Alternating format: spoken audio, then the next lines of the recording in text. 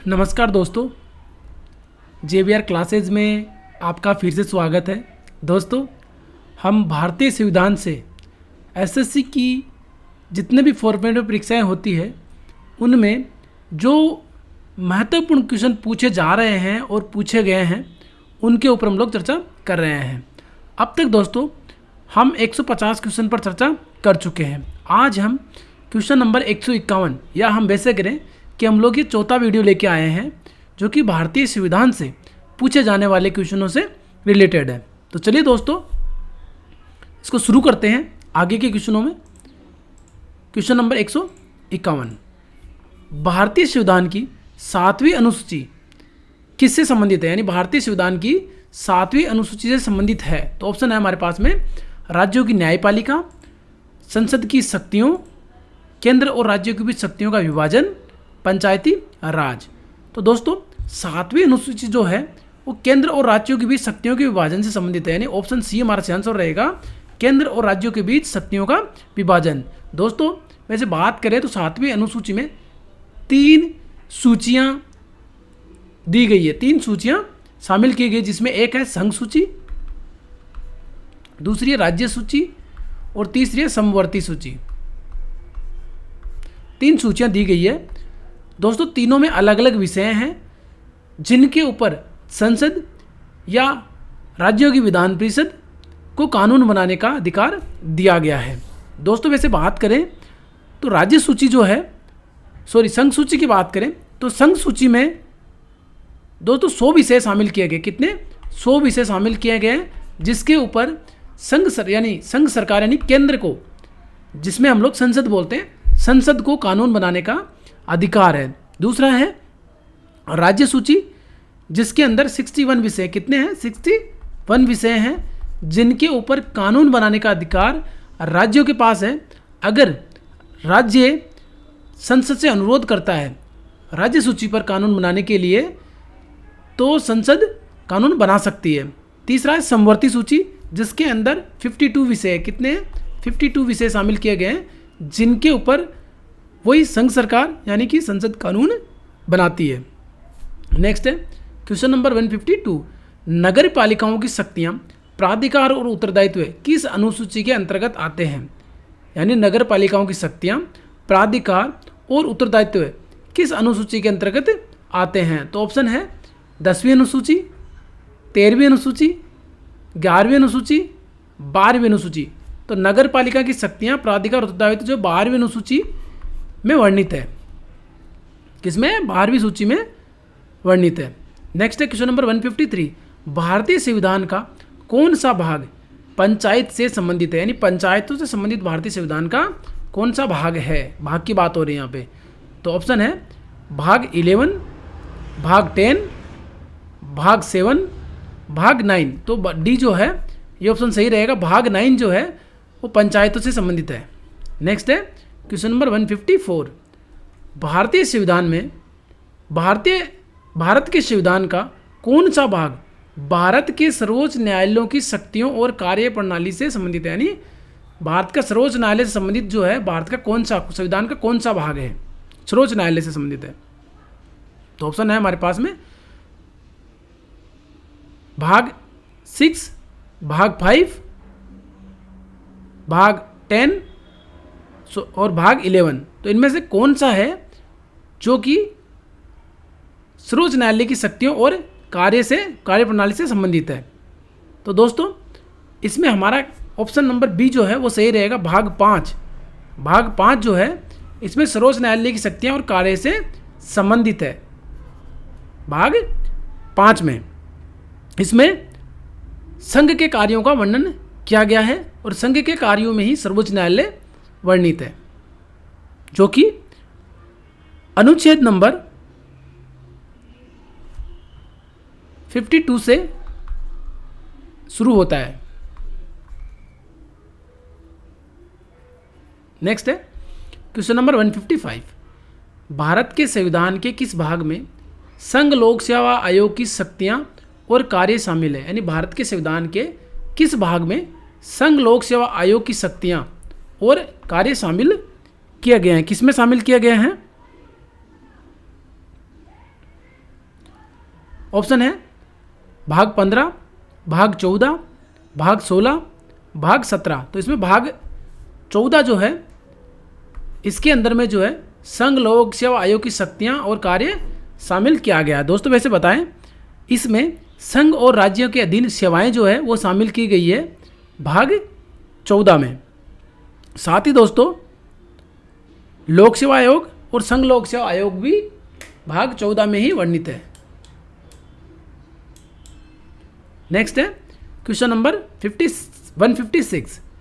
भारतीय संविधान के अनुच्छेद 44 के किस भाग में नागरिकों के लिए समान नागरिक संहिता का प्रावधान किया गया है? यानी अनुच्छेद 54 है, इसके किस भाग में नागरिकों के लिए समान नागरिक संहिता का प्रावधान निहित है? तो ऑप्शन है भाग 6 में, भाग 4 में, भाग 2 में, भाग 3 में। तो किस में वर्णित है ये? तो ये भाग जो है आपका 4 है, भाग 4 में वर्णित है। ऑप्शन बी हमारा सही आंसर रहेगा, भाग 4, जो कि DPSP directorate principle of state policy, यानी जिसको हम लोग राज्य के नीति निर्देशक तत्व भी बोलते हैं, उनके अंदर में ये अनुच्छेद 44 शामिल किया गया है। नेक्स्ट है क्वेश्चन नंबर 157। भारत के संविधान की किस अनुसूची में हिंदी भाषा शामिल है? यानी हिंदी भाषा को किस अनुसूची में शामिल किया गया है? तो ऑप्शन है हमारे पास 10वीं अनुसूची, 4वीं अनुसूची, 5वीं अनुसूची और 8वीं अनुसूची। दोस्तों भारतीय संविधान में 22 भाषाओं का उल्लेख किया गया है, जो कि भारतीय संविधान की 8वीं अनुसूची में वर्णित है। तो इस ऑप्शन में हमारा डी आंसर जो है वो सही रहेगा, 8वीं अनुसूची में। नेक्स्ट है क्वेश्चन नंबर 158। संविधान यानी 52वां संविधान संशोधन अधिनियम 1985 द्वारा जोड़ी गई भारतीय संविधान की कौन सी अनुसूची दल बदल के आधार पर किसी व्यक्ति की संसद के किसी सदन या राज्य की विधानसभा या विधान परिषद के सदस्य होने से अयोग्यता से संबंधित है? यानी दल बदल करने पर उस संसद सदस्य या विधानसभा का सदस्य या विधान परिषद के सदस्य की अयोग्यता से संबंधित है, वह कौन सी अनुसूची है? तो ऑप्शन हमारे पास 3री, 10वीं, 6ठी, 5वीं। तो दोस्तों 10वीं अनुसूची जो है वो दल बदल से संबंधित है। तो ऑप्शन नंबर बी हमारा सही आंसर रहेगा, दल बदल 10वीं अनुसूची। नेक्स्ट है क्वेश्चन नंबर 159। भारतीय संविधान की 4वीं अनुसूची में इनमें से किससे संबंधित विषय वस्तु निहित है? यानी 4वीं अनुसूची की बात कर रहा है ये।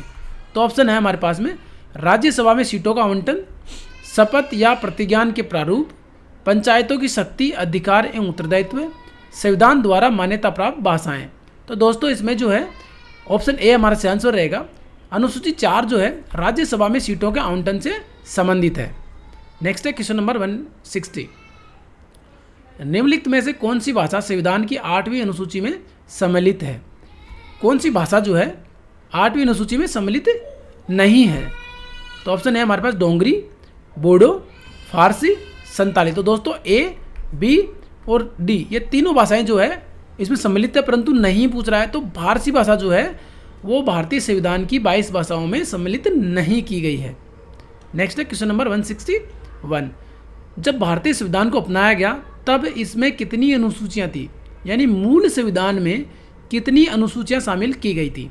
तो ऑप्शन है 12, 10, 6, 8। तो दोस्तों आपको बता दें मूल संविधान में कुल 8 अनुसूचियां थी। बाद में विभिन्न संविधान संशोधनों के माध्यम से इसमें 4 अनुसूचियां और जोड़ी गई। वर्तमान में भारतीय संविधान में 12 अनुसूचियां शामिल है। कितनी है? 12 अनुसूचियां शामिल है। दोस्तों हम बात करें अनुसूचियों की तो इसमें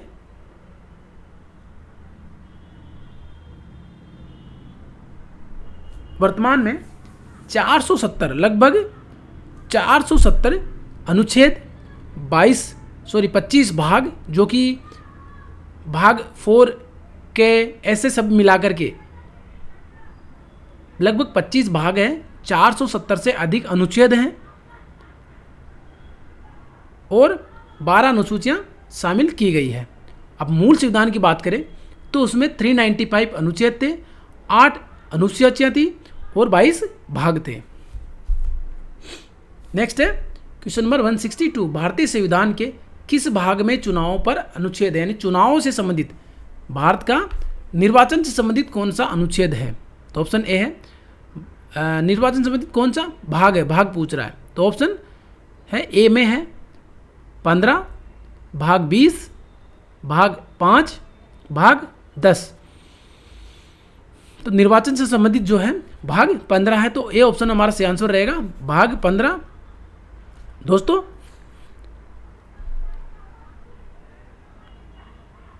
अनुच्छेद 324 कहाँ से? अनुच्छेद 324 से 329 तक निर्वाचन यानी भारत के निर्वाचन से संबंधित प्रावधान किया गया है। नेक्स्ट है क्वेश्चन नंबर 163।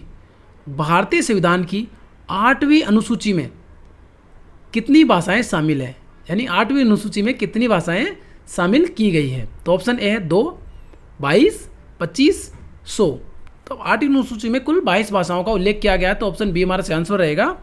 8वीं अनुसूची में कुल 22 भाषाओं का उल्लेख किया गया है।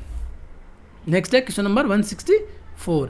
भारतीय संविधान के अनुच्छेद 14 से 18 में निम्नलिखित में से किस अधिकार से संबंधित प्रावधानों का उल्लेख किया गया है?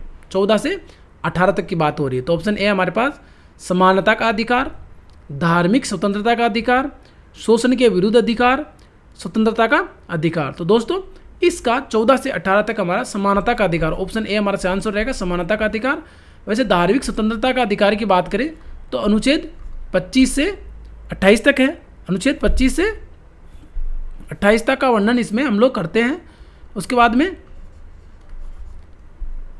शोषण के विरुद्ध अधिकार जो है उसमें हम लोग अनुच्छेद 23-24 में करते हैं। स्वतंत्रता का अधिकार जो है अनुच्छेद 19 से 22 में हम लोग करते हैं। नेक्स्ट है क्वेश्चन नंबर 165। खालिस्तान के अंतर्गत भारत के सर्वोच्च न्यायालय में रिट याचिका दायर की जा सकती है, यानी किस अनुच्छेद के अंतर्गत भारत के सर्वोच्च न्यायालय में रिट याचिका यानी पिटीशन जो है वो दायर की जा सकती है, किस अनुच्छेद के तहत? तो ऑप्शन ए है अनुच्छेद 32, अनुच्छेद 270, अनुच्छेद 226, अनुच्छेद 40। तो किस अनुच्छेद के तहत में सर्वोच्च न्यायालय में रिट जारी की जा सकती है? तो ऑप्शन ए हमारा सही आंसर रहेगा, अनुच्छेद 32 के तहत जो है सर्वोच्च न्यायालय में रिट याचिका दायर की जा सकती है। नेक्स्ट है क्वेश्चन नंबर 166। भारतीय संविधान का अनुच्छेद 390A निम्नलिखित में से किससे संबंधित है, यानी भारतीय संविधान का अनुच्छेद 39A किससे संबंधित है? तो ऑप्शन ए है स्वतंत्रता का अधिकार से, पंचायती राज से, जीवन का अधिकार से, निःशुल्क कानूनी सहायता से। तो ऑप्शन डी हमारा सही आंसर रहेगा, निःशुल्क कानूनी सहायता जो है 39A में वर्णित है, जो कि भारत के नीति निर्देशक तत्व का एक भाग है। नेक्स्ट है क्वेश्चन नंबर 167। भारतीय संविधान के किस अनुच्छेद के अनुसार लोकसभा संसद का निचला सदन है, यानी किस अनुच्छेद में यह कहा गया है कि लोकसभा संसद का निम्न सदन है? तो ऑप्शन है हमारे पास 82, 80, 79 और 81। तो किस अनुच्छेद में लोकसभा का गठन और लोकसभा के बारे में जो प्रावधान किया गया है? तो अनुच्छेद जो है हमारा 79 है, इसमें करा गया है। तो ऑप्शन हमारा सही आंसर रहेगा अनुच्छेद 79। अनुच्छेद 79 जो है वो लोकसभा का निचला सदन है। लोकसभा वयस्क मताधिकार के आधार पर प्रत्यक्ष चुनाव द्वारा चुने गए लोगों के प्रतिनिधियों से बनी है। संविधान द्वारा परिकल्पित सदन की अधिकतम संख्या 552 निर्धारित की गई है। कितनी है? 552। नेक्स्ट है क्वेश्चन नंबर 168। भारतीय संविधान के निम्नलिखित में से किस अनुच्छेद में उल्लेख है कि राज्य राष्ट्रों के बीच न्यायपूर्ण और सम्मानजनक संबंध बनाएगा, यानी न्यायपूर्ण और सम्मानजनक संबंध राज्य जो है राष्ट्रों के बीच न्यायपूर्ण और सम्मानजनक संबंध बनाएगा, कौन से अनुच्छेद में वर्णित किया गया है? तो ऑप्शन है हमारे पास में अनुच्छेद 47, अनुच्छेद 48, अनुच्छेद 51, अनुच्छेद 49। तो किस अनुच्छेद में यह कहा गया है? तो अनुच्छेद 51 में यह वर्णित है कि राज्य राष्ट्रों के बीच न्यायपूर्ण और सम्मानजनक संबंध बनाएगा।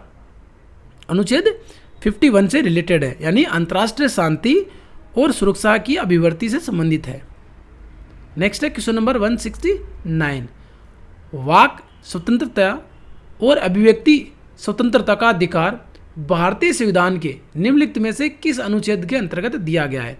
यानी वाक और अभिव्यक्ति की स्वतंत्रता जो है किस में दिया गया है? तो ऑप्शन ए है अनुच्छेद 20, अनुच्छेद 32, अनुच्छेद 30, अनुच्छेद 19। तो ऑप्शन डी हमारा सही आंसर रहेगा। अनुच्छेद 19 में वाक एवं अभिव्यक्ति की स्वतंत्रता का प्रावधान किया गया है। नेक्स्ट है क्वेश्चन नंबर 170। मौलिक कर्तव्यों के अंतर्गत भारतीय संविधान का निम्नलिखित में से कौन सा अनुच्छेद हमारी समग्र संस्कृति की समृद्ध विरासत के महत्व और संरक्षण से संबंधित है? यानी कौन सा मौलिक कर्तव्यों के अंतर्गत की बात हो रही है, यानी कि अनुच्छेद 51A के अंतर्गत कौन सा अनुच्छेद है, इसके अंदर में भी कौन सा सब क्लोज है जो हमारी समग्र संस्कृति की अभिवृद्धि समृद्ध विरासत के महत्व और संरक्षण से संबंधित है?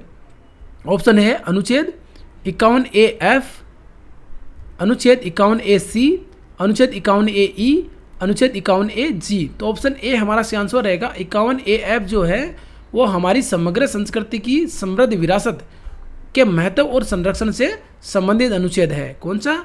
51AF। नेक्स्ट है क्वेश्चन नंबर 171। भारतीय संविधान के निम्नलिखित में से किन अनुच्छेद का उल्लेख समानता के अधिकार के अंतर्गत किया गया है? ऑप्शन ए है उपाधियों का उन्मूलन, धार्मिक मामलों का प्रबंधन करने की स्वतंत्रता, जीवन और व्यक्तिगत स्वतंत्रता की सुरक्षा, शिक्षा का अधिकार। तो इसमें ऑप्शन ए हमारा सही आंसर रहेगा उपाधियों का उन्मूलन। ये भारतीय संविधान के अनुच्छेद 18 में वर्णित किया गया है। उपाधियों का उन्मूलन जो है अनुच्छेद 18 में वर्णित किया गया है, जो कि समानता के अधिकार यानी अनुच्छेद 14 से 18 के अंतर्गत आता है। तो ऑप्शन ए हमारा सही आंसर रहेगा। नेक्स्ट है क्वेश्चन नंबर 172। भारतीय संविधान का अनुच्छेद कौन सा है जो मौलिक अधिकारों को लागू करने के लिए या लागू करने के संबंध में सर्वोच्च न्यायालय में व्यापक मूल अधिकार क्षेत्र देता है? यानी कौन सा अनुच्छेद है जिसके तहत हम अपने मौलिक अधिकारों को लागू करने के लिए सर्वोच्च न्यायालय में रिट या याचिका दायर कर सकते हैं? तो ऑप्शन है अनुच्छेद 226, अनुच्छेद 31, अनुच्छेद 32 और अनुच्छेद 13। तो अनुच्छेद 32 जो है वो हमारे मौलिक अधिकारों को लागू करने के लिए सर्वोच्च न्यायालय में रिट जारी करने के लिए हमें मूल अधिकार क्षेत्र देता है। कौन सा? अनुच्छेद 32 है वो सर्वोच्च न्यायालय के लिए, और अनुच्छेद 226 है, अनुच्छेद 226 है वो हाई कोर्ट के लिए है। राज्यों में हाई कोर्ट में हम लोग अनुच्छेद 226 के तहत अपने मौलिक अधिकारों को लागू कराने के लिए हाई कोर्ट में याचिका दायर कर सकते हैं। नेक्स्ट है क्वेश्चन नंबर 173। अनुच्छेद 43 राज्य ग्रामों में व्यक्तिगत या सहकारी आधार पर कुटीर उद्योगों को बढ़ावा देने का प्रयास करेगा। यह है खालिस्तान सिद्धांतों पर आधारित एक निर्देशक है। किन सिद्धांतों पर आधारित है? कि राज्य ग्रामों में व्यक्तिगत या सहकारी आधार पर कुटीर उद्योगों को बढ़ावा देने का प्रयास करेगा। अनुच्छेद ये है उदारवादी सिद्धांतों के आधारित, दूसरा है बौद्धिक सिद्धांतों पर आधारित है, सी है समाजवादी सिद्धांतों पर आधारित है, डी है गांधीवादी जो है सिद्धांतों पर आधारित है। तो ऑप्शन डी हमारा सही आंसर रहेगा। गांधीवादी जो सिद्धांत है उनके ऊपर आधारित है, ग्रामों में व्यक्तिगत या सहकारी आधार पर कुटीर उद्योगों को बढ़ावा देने का प्रयास करेगा। कौन करेगा? राज्य। नेक्स्ट है क्वेश्चन नंबर 174।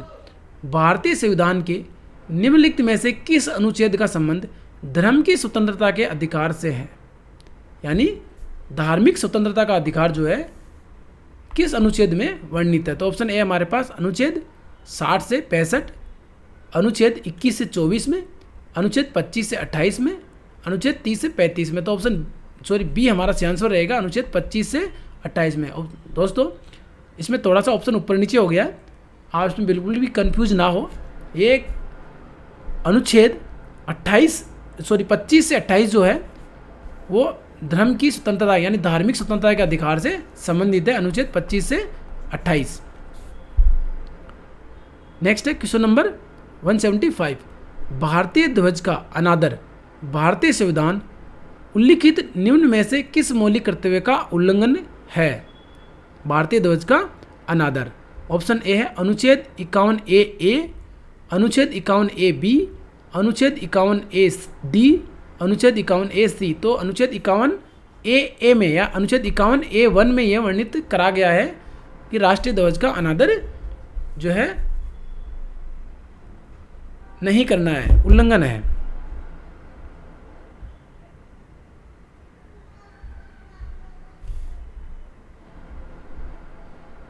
इसमें दोस्तों राष्ट्रीय ध्वज का अनादर मौलिक अधिकारों का, मौलिक कर्तव्य का उल्लंघन है। यानी इसमें दिया हुआ है, कहा गया है कि व्यक्ति संविधान का पालन करे और उनके आदर्शों, संस्थाओं, राष्ट्रीय ध्वज और राष्ट्रीय गान का आदर करें। नेक्स्ट है क्वेश्चन नंबर 176, भारतीय संविधान के किस अनुच्छेद में मौलिक कर्तव्य शामिल है? यानी मौलिक कर्तव्य जो है संविधान के किस अनुच्छेद में शामिल है? Fundamental duties. तो ऑप्शन है 53A, 52A, 54A, 51A। तो ऑप्शन डी हमारा आंसर रहेगा। 51A में जो है मौलिक कर्तव्यों को शामिल करा गया है। नेक्स्ट है क्वेश्चन नंबर 177।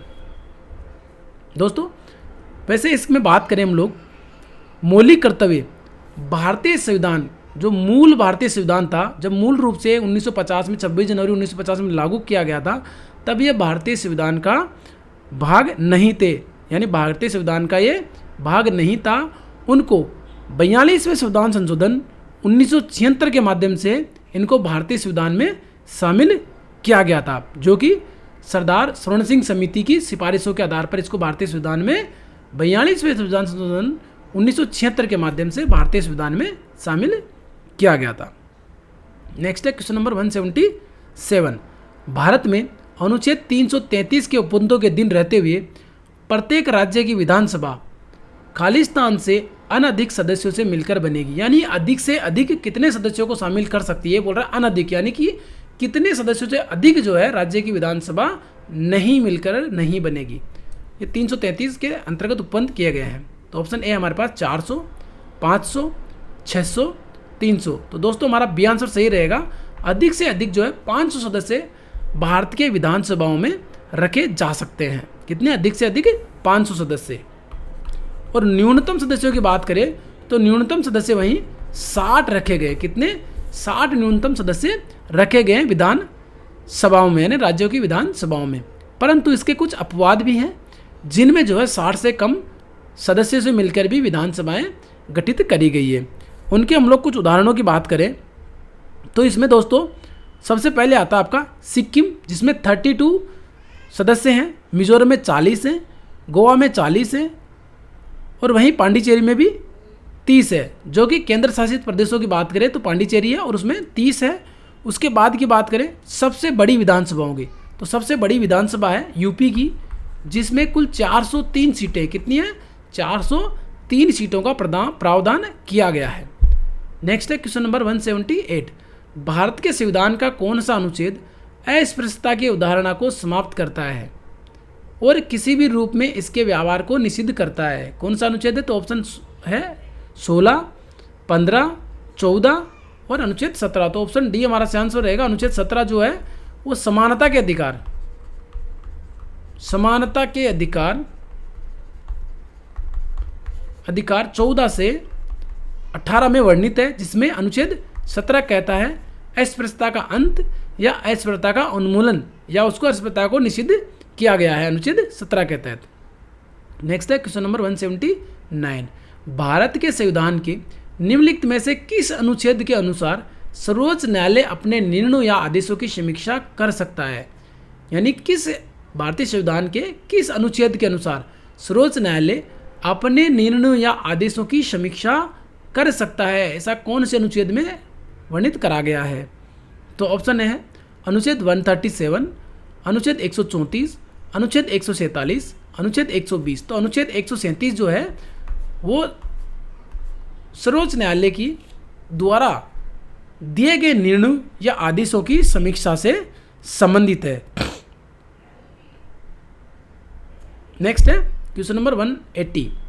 अनुच्छेद खालिस्तान से खालिस्तान तक राष्ट्रपति की योग्यताओं, कार्यों और उनके कार्यकाल, चुनाव, पुनः चुनाव की विधि और महाभियोग सहित अन्य का वर्णन करता है, यानी किस से किस अनुच्छेद तक राष्ट्रपति की योग्यताओं, कार्यों, कार्यकाल, चुनाव, पुनर्निर्वाचन की विधि और महाभियोग सहित अन्य कार्यों का वर्णन करते हैं।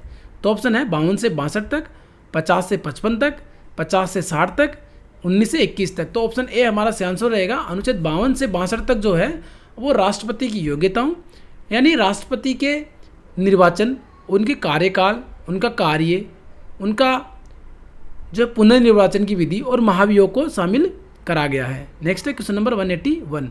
आपातकाल के दौरान कौन से मौलिक अधिकार निलंबित नहीं किए जा सकते हैं? ऑप्शन ए है अनुच्छेद 14 से 15, अनुच्छेद 20-21, अनुच्छेद 18-19, अनुच्छेद 16-17। तो दोस्तों बात करें अनुच्छेद 20-21 की, यानी अनुच्छेद 20-21 जो है वो आपातकाल के दौरान भी निलंबित नहीं किए जा सकते हैं। बाकी अनुच्छेद जो है कम किए, बाकी जो मौलिक अधिकार हैं वो कम किए जा सकते हैं। दोस्तों इसके अंदर कहा गया है कि भारतीय संविधान के अनुच्छेद 352, अनुच्छेद 356 और अनुच्छेद 360 में आपातकालीन उपबंध दिए गए हैं।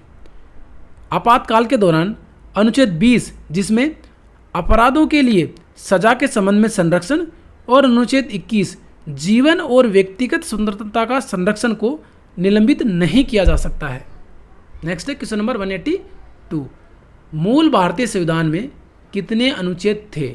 ऑप्शन है 376, 395, 386, 440। तो उसमें दोस्तों 395 अनुच्छेद थे, तो ऑप्शन बी हमारा चांस हो रहेगा 395 अनुच्छेद। नेक्स्ट है क्वेश्चन नंबर 183। भारतीय संविधान के किस अनुच्छेद के तहत एक नागरिक को कोई भी उपजीविका या व्यापार करने की स्वतंत्रता है?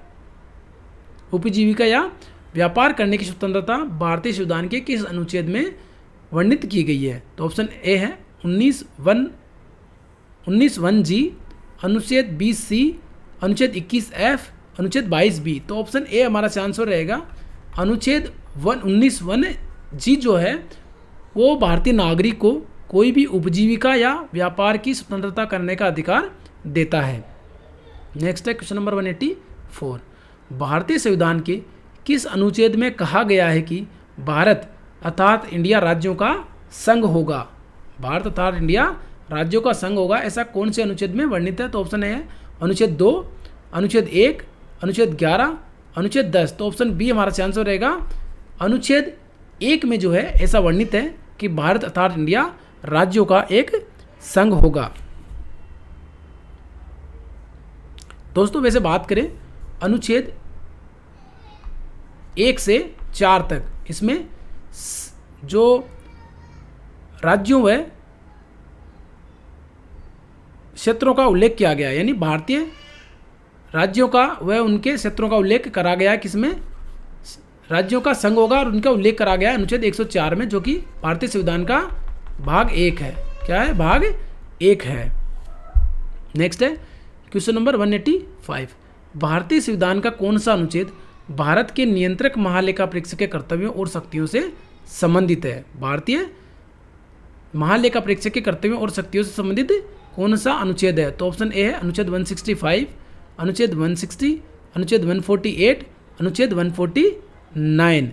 तो इसमें अनुच्छेद 149 जो है वो नियंत्रक महालेखा परीक्षक के कर्तव्यों और शक्तियों से संबंधित है। वैसे बात करें नियंत्रक एक महालेखा परीक्षक से संबंधित अनुच्छेद, तो अनुच्छेद 148 से 151 तक वर्णित करा गया है। किसमें? 148 से 151 तक नियंत्रक एवं महालेखा परीक्षक से संबंधित अनुच्छेद है। दोस्तों बात करें हम लोग एक एक की, तो अनुच्छेद जो 148 है, जो अनुच्छेद 148 है वो केग की नियुक्ति, यानी नियंत्रक एवं महालेखा परीक्षक की नियुक्ति, शपथ और सेवा शर्तों के बारे में उपबंध किया गया है। अनुच्छेद 149 में कर्तव्य और शक्तियों के बारे में बताया गया है। अनुच्छेद 150 में संघ और राज्यों के कार्यों का जो लेखा है, लेखाओं का प्रारूप कैसा होना चाहिए वो दिया हुआ है। और 151 में जो है जो लेखा परीक्षाओं का प्रतिवेदन का उल्लेख करा गया है, यानी अनुच्छेद 148 से 151 भारत के नियंत्रक महालेखा परीक्षक के संबंध में प्रावधान करा गया है। नेक्स्ट है क्वेश्चन नंबर 186। कौन सा अनुच्छेद राष्ट्रपति को किसी राज्य के राज्यपाल को एक निकटवर्ती संघ राज्य क्षेत्र के प्रशासन के रूप में नियुक्त करने के लिए अधिकृत करता है, यानी अधिकार देता है। यानी किस अनुच्छेद के तहत राष्ट्रपति किसी भी राज्य के राज्यपाल को किसी दूसरे राज्य या संघ राज्य क्षेत्र के प्रशासक के रूप में नियुक्त करने के लिए अधिकार प्रदान करता है, वो कौन सा अनुच्छेद है? तो ऑप्शन ए है अनुच्छेद 239 239(2), अनुच्छेद 231(2), अनुच्छेद 238(2), अनुच्छेद 237(2). तो ऑप्शन ए हमारा सही आंसर रहेगा। 239(2) जो है वो वर्णित करता है कि राष्ट्रपति को किसी राज्य के राज्यपाल को एक निकटवर्ती संघ राज्य क्षेत्र यानी कि जो यूनियन टेरिटरीज है यानी संघ राज्य क्षेत्र है, उसका प्रशासक नियुक्त करने के लिए अधिकार दिया गया राष्ट्रपति को अनुच्छेद 239(2) के तहत में।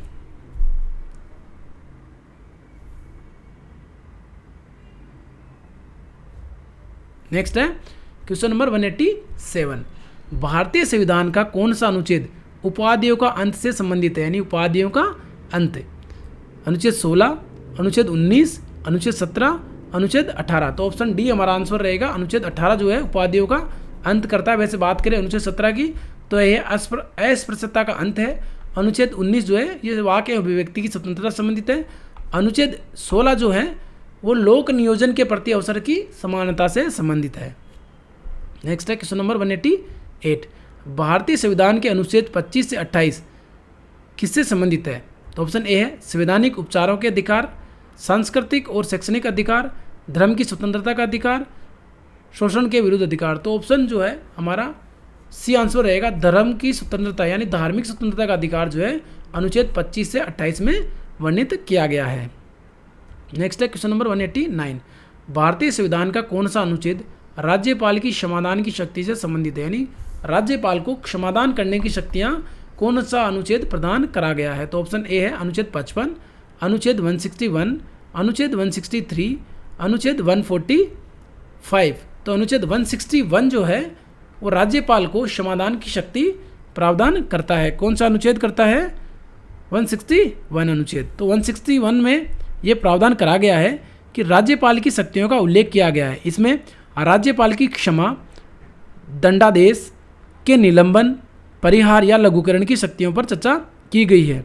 वहीं भारतीय संविधान में 72 की बात करें, अनुच्छेद 72 की बात करें तो राज्यपाल के स्थान पर राष्ट्रपति की क्षमादान की शक्तियों से संबंधित है। इसके तहत भारत के राष्ट्रपति को सजा या सजा के मामले में क्षमा करने का अधिकार दिया गया है। राष्ट्रपति को किसी भी क्षमा को पूर्ण रूप से माफ करने का अधिकार भी दिया गया है। नेक्स्ट है क्वेश्चन नंबर 190। भारत के संविधान का निम्नलिखित में से कौन सा अनुच्छेद भारत के राष्ट्रपति को सजा या सजा के मामले में क्षमा करने का अधिकार देता है? हमने पिछले बात करी जिसमें राज्यपाल की जिक्र करी तो राज्यपाल में राष्ट्रपति का भी जिक्र कर लिया था। तो इसमें बात कर लें अनुच्छेद 65, अनुच्छेद 78, अनुच्छेद 72, अनुच्छेद 66। तो अनुच्छेद 72 जो है वो राष्ट्रपति को जो सजा या सजा के मामले में क्षमा करने का अधिकार देता है। नेक्स्ट है क्वेश्चन नंबर 191। भारत के संविधान का निम्नलिखित में से कौन सा अनुच्छेद यह कहता है कि भारत के लिए महान्यायवादी की नियुक्ति राष्ट्रपति द्वारा की जाएगी? यानी भारत में महान्यायवादी की नियुक्ति जो है वो कौन से अनुच्छेद के तहत राष्ट्रपति के द्वारा की जाएगी? तो ऑप्शन है अनुच्छेद 115, अनुच्छेद 12, अनुच्छेद 123, अनुच्छेद 76। तो ऑप्शन डी हमारा सही आंसर रहेगा। अनुच्छेद 76 में भारत के महान्यायवादी का उल्लेख किया गया है, जिसमें यह उल्लेख किया गया कि भारत के महान्यायवादी की नियुक्ति राष्ट्रपति उच्चतम न्यायालय का न्यायाधीश होने के योग्य किसी व्यक्ति को भारत का महान्यायवादी नियुक्त करेगा। महान्यायवादी राष्ट्रपति के प्रसाद पर्यंत पद धारण करेगा और ऐसा पारिश्रमिक प्राप्त करेगा जो राष्ट्रपति अवधारित करे। यानी ऐसे व्यक्ति को राष्ट्रपति महान्यायवादी नियुक्त करेगा जो कि भारत के सर्वोच्च न्यायालय के न्यायाधीश बनने की योग्यता रखता हो। नेक्स्ट है क्वेश्चन नंबर 192। संविधान के अनुच्छेद 6 में अनुच्छेद खालिस्तान राज्य विधायिका के संगठन, संरचना, अवधि, अधिकारियों, अधिकारियों, प्रक्रियाओं, विशेषाधिकारों, शक्तियों आदि से संबंधित है। यानी कि कौन सा अनुच्छेद है जो राज्य विधायिका के संगठन, संरचना, अवधि, अधिकारियों, प्रक्रियाओं, विशेषाधिकारों, शक्तियों आदि से संबंधित है, जो कि अनुच्छेद 6 में वर्णित करा गया है। तो ऑप्शन है 150 से 168 तक, अनुच्छेद 168 से 212 तक, अनुच्छेद 158 से 200 तक, अनुच्छेद 150 से 212 तक। तो अनुच्छेद जो है 168 से 212 तक जो है ये वर्णित करा गया है। तो ऑप्शन बी हमारा आंसर रहेगा, अनुच्छेद 168 से 212 तक, जिसमें राज्य के विधानमंडल के संगठन, संरचना, अवधि, अधिकारियों, प्रक्रियाओं, विशेषाधिकारों, शक्तियों आदि से संबंधित है। नेक्स्ट है क्वेश्चन नंबर 193। भारतीय संविधान का निम्नलिखित में से कौन सा अनुच्छेद शोषण के विरुद्ध अधिकार से संबंधित है? यानी शोषण के विरुद्ध अधिकार से संबंधित कौन सा अनुच्छेद है? तो ऑप्शन ए है अनुच्छेद 27 से 28, अनुच्छेद 23-24, अनुच्छेद 33-34, अनुच्छेद 37-38। तो ऑप्शन बी हमारा आंसर रहेगा, अनुच्छेद 23-24 जो है वो शोषण के विरुद्ध अधिकारों से संबंधित है। नेक्स्ट है क्वेश्चन नंबर 194। भारतीय संविधान का निम्नलिखित में से कौन सा अनुच्छेद राज्य कार्यकारिणी से संबंधित है? यानी राज्य कार्यकारिणी से संबंधित कौन सा अनुच्छेद है? तो ऑप्शन ए अनुच्छेद 123 से 132, 134 से 143, 153 से 167, 145 से 150। तो ऑप्शन सी हमारा आंसर रहेगा, 153 से 167 जो है वो राज्य कार्यकारिणी से संबंधित अनुच्छेद है। कौन सा है? 153 से 167 तक। नेक्स्ट है क्वेश्चन नंबर 195। भारतीय संविधान में समानता के अधिकार संबंधी खालिस्तान अनुच्छेद है। यानी भारतीय संविधान में समानता के अधिकार संबंधित अनुच्छेद कौन सा है? तो ऑप्शन ए है 3, 14, 5 और 2। तो अनुच्छेद 14 जो है वो समानता के अधिकार संबंधित जो अनुच्छेद है। नेक्स्ट है क्वेश्चन नंबर 196। भारत के संविधान का निम्नलिखित में से कौन सा अनुच्छेद कुछ दशाओं में गिरफ्तारी और निरोध से संरक्षण प्रदान करता है? यानी कौन सा अनुच्छेद है जो कुछ दशाओं में गिरफ्तारी और निरोध से संरक्षण प्रदान करता है? तो ऑप्शन ए है अनुच्छेद 35, अनुच्छेद 22, अनुच्छेद 47 और अनुच्छेद 10। तो ऑप्शन बी हमारा आंसर रहेगा, अनुच्छेद 22 जो है वो कुछ दशाओं में किसी व्यक्ति को कुछ दशाओं में गिरफ्तारी और निरोध से संरक्षण प्रदान करता है।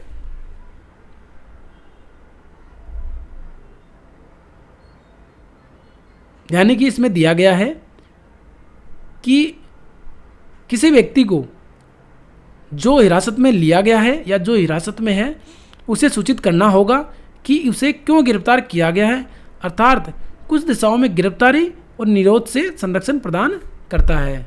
नेक्स्ट है क्वेश्चन नंबर 197। भारतीय संविधान का कौन सा अनुच्छेद भारत के राष्ट्रपति के पद को अनिवार्य करता है? यानी कौन सा अनुच्छेद जो है भारत के उपराष्ट्रपति के पद को अनिवार्य करता है? उपराष्ट्रपति की बात हो रही है, उपराष्ट्रपति के पद को अनिवार्य करता है। तो ऑप्शन ए है अनुच्छेद 49, 42, 53, 63। तो अनुच्छेद डी हमारा आंसर रहेगा, अनुच्छेद 63 जो कहता है कि भारत का एक उपराष्ट्रपति होगा। क्या होगा?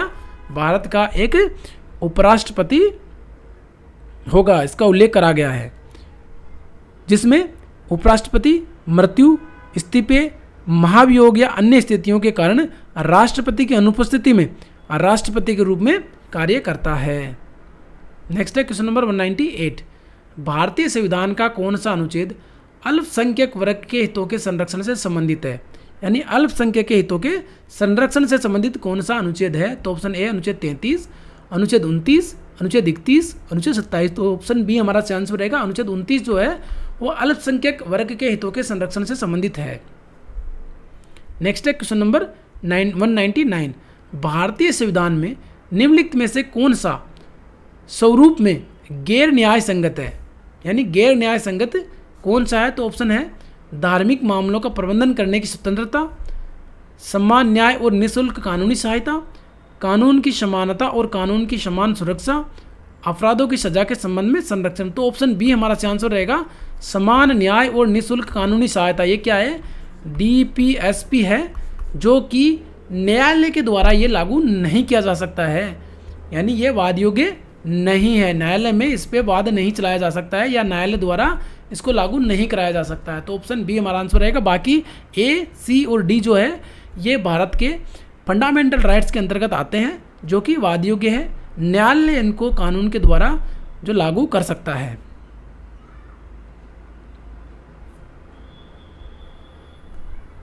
नेक्स्ट है क्वेश्चन नंबर 200। भारतीय संविधान के निम्नलिखित में से किस अनुच्छेद में 6 वर्ष से कम आयु के बच्चों के लिए प्रारंभिक बाल्यावस्था, देखरेख और शिक्षा का उपबंध है? तो अनुच्छेद 35, अनुच्छेद 44, अनुच्छेद 45, अनुच्छेद 53। तो ऑप्शन सी हमारा आंसर रहेगा। अनुच्छेद 45 में 6 वर्ष से कम आयु के बच्चों के लिए प्रारंभिक बाल्यावस्था, देखरेख और शिक्षा का उपबंध किया गया है। दोस्तों बात करें इसमें तो ये जो है भारतीय संविधान के भाग 4, भारतीय संविधान के भाग 4 DPSP यानी direct principle of state policy, यानी जिसको हम लोग राज्य के नीति निर्देशक तत्व भी कहते हैं, उनके अंतर्गत अनुच्छेद 45 यह कहता है कि 6 वर्ष से कम आयु के बच्चों के लिए प्रारंभिक बाल्यावस्था, देखरेख और शिक्षा का उपबंध होना चाहिए। दोस्तों बात करें हम लोग इसको अनुच्छेद 21A के तहत मौलिक अधिकार भी बना दिया गया है जो कि 86वां संविधान संशोधन अधिनियम 2002 में पारित किया गया था और जिसमें प्रारंभिक शिक्षा का अधिकार दिया गया है। क्या? प्रारंभिक शिक्षा का अधिकार दिया गया है। दोस्तों आज के लिए इतना ही, फिर मिलेंगे ऐसे ही मोस्ट इम्पोर्टेंट क्वेश्चन लेकर के जो कि SSC की भर्ती परीक्षाओं द्वारा जो है एग्ज़ाम में पूछे जा रहे हैं, बार बार रिपीट हो रहे हैं। दोस्तों अगर आपको ये वीडियो अच्छा लगा हो तो प्लीज़ इसे लाइक करें और अपने दोस्तों के पास ज़्यादा से ज़्यादा शेयर करें ताकि इस वीडियो पे ज़्यादा व्यूज आए और हमारा मनोबल उच्च हो और हम इस प्रकार के और वीडियो बनाएं। दोस्तों साथ ही अगर अभी तक आपने JBR क्लासेज यूट्यूब चैनल को सब्सक्राइब नहीं किया है तो प्लीज़ इसे जल्दी से सब्सक्राइब कर लीजिए और बेल आइकन को दबाना ना भूलें ताकि आने वाले वीडियो का नोटिफिकेशन आपके पास पहुंच जाए और आपसे वो वीडियो मिस ना हो। दोस्तों अगर आपको इन वीडियो का PDF फॉर्मेट चाहिए तो आप JBR क्लासेज व्हाट्सएप चैनल और JBR क्लासेज टेलीग्राम चैनल को ज्वाइन करके वहाँ से डाउनलोड कर सकते हैं। दोस्तों हम फ्यूचर में इन क्वेश्चनों से रिलेटेड कुछ नोट्स भी लेके आएंगे सब्जेक्ट वाइज। वो नोट्स भी जो है इन चैनल में हम लोग अपलोड करेंगे इस माध्यम से ताकि वो आप तक पहुंचता रहे, आप उनको डाउनलोड करके आराम से पढ़ते रहें। धन्यवाद दोस्तों।